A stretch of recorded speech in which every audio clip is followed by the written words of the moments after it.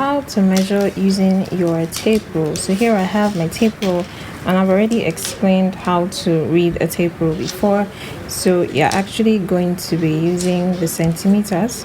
All right, so mine has two sides, and most of the time everybody's one has two sides. So the inches is like this, and then the centimeters has a lot more lines there.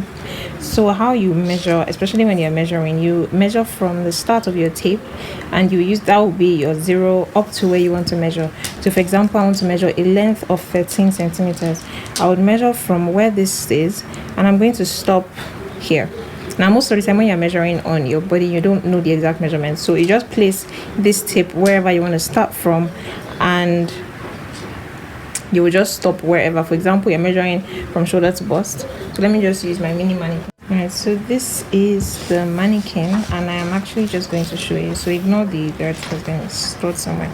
So I want to measure the bust. You are going to measure around, coming around, making sure to measure that accurately, and like that. So wherever that stops is where you are going to stop measuring. I hope that is clear enough. So wherever that stops, so for example, you want to measure the length of something, maybe from the shoulders down to the bust. This is where the bust is. All right, so you just measure that, and wherever that stops, so here is about 6.5. all right, measuring to the waist, there'll be an elastic tied here, you stop there, and so on and so forth. So again, for example, you want to measure around something, you just place it around like this, and wherever your tape and the wherever the tape and the metal part of the tape and the other part intersects, that's where you're going to stop. So it's pretty much easy. So the first thing you're going to do is you're going to tie an elastic cord around the natural waist of your client. So I would advise you to get someone else to measure you. Please, it's very important, as there's it's just a lot easier for someone else to measure you. So tell the person, or you yourself, bend to one side, and the part that naturally folds is your natural waist. So tie the elastic cord around it really snug and firmly.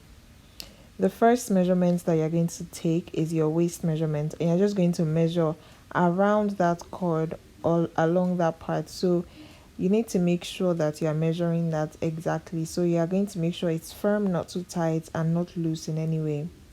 The second measurement is your hip, and I just told my client my model rather, to sort of turn to the side, and I'm taking this measurement up and down. The reason is because sometimes some people have what they call double hip, and you need to note this. So at the fullest part, you measure that. So you are going to note the fullest part, put a finger there, and then you are going to measure your waist to hip.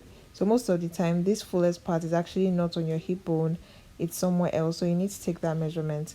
Then the next set of measurements you are going to take is your waist to knee, waist to ankle, and you just place your tape from your waist down to the knee, measure that, your waist down to the ankle, measure that, waist to the floor, and you would also measure that.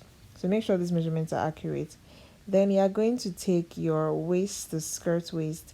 You determine how low you want it to be depending on how you wear your skirts, and around that part you are going to measure. So for the waist to skirt waist, mine was 8 centimeters, and I just measured around that. So please make sure you're taking your measurements in centimeters, and when you have all the measurements, we can start drafting.